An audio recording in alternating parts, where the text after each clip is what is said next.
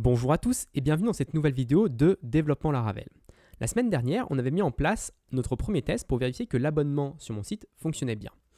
Et aujourd'hui, on va réparer quelques petits soucis parce que j'ai lancé le test juste à l'instant là et avec PHP Unit, il a exécuté tout le code et j'ai reçu un mail sur mon abonnement, sur ma boîte mail perso, comme quoi il y a eu un nouvel abonnement de Jane Doe. Or, Jane Doe, ce n'est pas une vraie personne, c'est la personne qu'on a utilisée ici dans le test.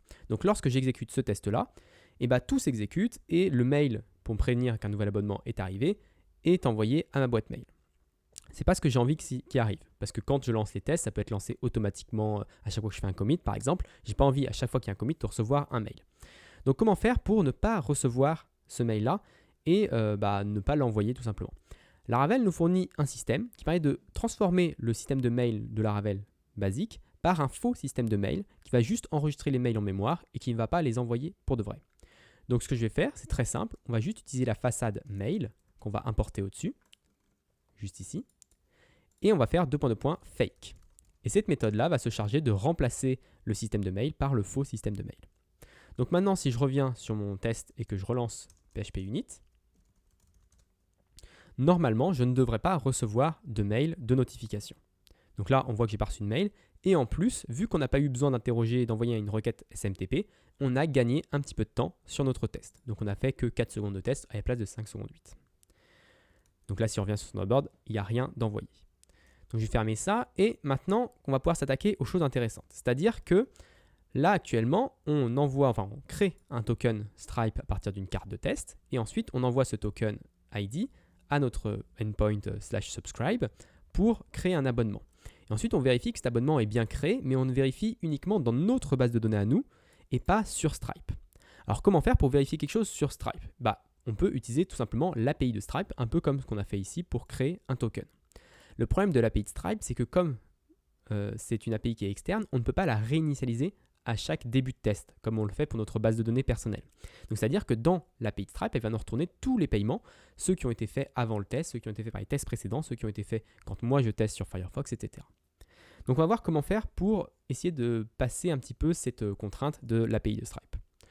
Donc, si je reviens ici sur l'API de Stripe, on voit qu'il y a pas mal de choses que je peux faire pour récupérer toutes les charges. Et je peux les filtrer.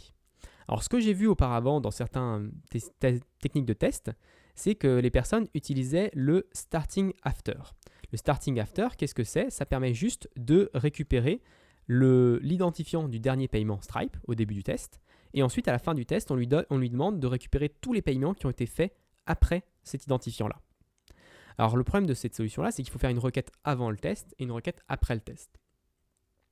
Moi, ce que je propose, c'est plutôt d'utiliser le created. On va récupérer tous les paiements qui ont été faits après le début du test. Alors bien sûr, ce n'est pas une solution miracle. Si par exemple je fais un paiement en même temps que le test, je vais bien récupérer ce paiement-là pendant le test. Ou si les deux tests se lancent en même temps, a priori, il va y avoir peut-être des conflits. Mais c'est, on va dire, la solution qui me paraît la plus stable dans le temps. Donc ce que je vais faire, c'est que je vais enregistrer tout d'abord, tout au début de mon test, la date de début, qui va être now. Donc now, c'est une fonction Laravel qui me renvoie la date actuelle, enfin l'heure actuelle même. Et ensuite, je vais récupérer, après mon thisPost, je vais récupérer toutes les charges Stripe. Donc je vais les récupérer avec l'API Stripe, donc le Stripe charge all, que je vais mettre ici. Et en paramètre de ça, je vais dire que la date de création de ces paiements doit être supérieure à, greater than, now, donc date, flèche, timestamp. Parce que l'API de Stripe récupère que des timestamps au niveau des dates. Donc $date, ça me renvoie du carbone, un objet carbone que je peux faire flèche timestamp pour récupérer le timestamp, donc le chiffre, le nombre de secondes depuis cette date. Donc une fois que ceci est fait, normalement, tout devrait fonctionner. Ça devrait me retourner une liste de charges que je vais pouvoir afficher avec DD, par exemple, pour voir un petit peu ce qu'elle contient. Donc je vais relancer mes tests et voir ce que ça nous donne.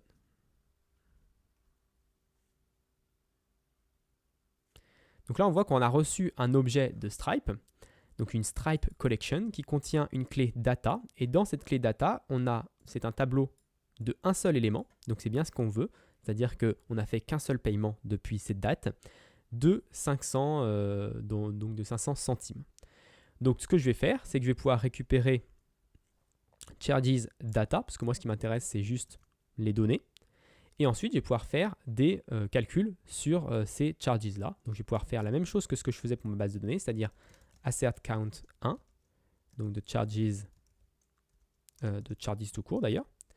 Et ensuite, je vais même pouvoir récupérer, faire quelque chose de assert equals 500 pour vérifier que le premier paiement, vu qu'on a vérifié qu'il n'y en avait qu'un, le montant de ce paiement-là était bien égal à 500 centimes, vu qu'on a demandé ici un abonnement de 5 euros. Là, si je reviens ici, on voit bien l'amount 500 euros.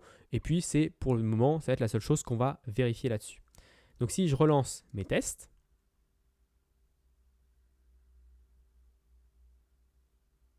ça a pris un peu de temps, mais on voit bien que tout est vert.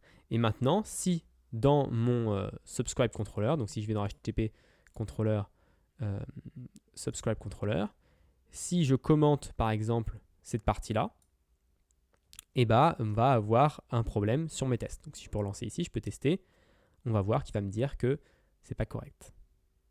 Donc là, on voit qu'il y a 0 paiements qui ont été retournés alors qu'on attendait à avoir un paiement retourné.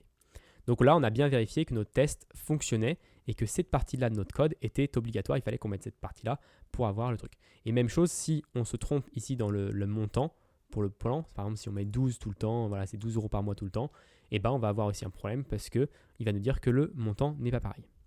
Donc voilà pour cette vidéo, j'espère qu'elle vous a plu. Si elle vous a plu, n'hésitez pas à vous abonner et à la partager. Et moi, je vous donne rendez-vous la semaine prochaine pour une autre vidéo de développement Laravel.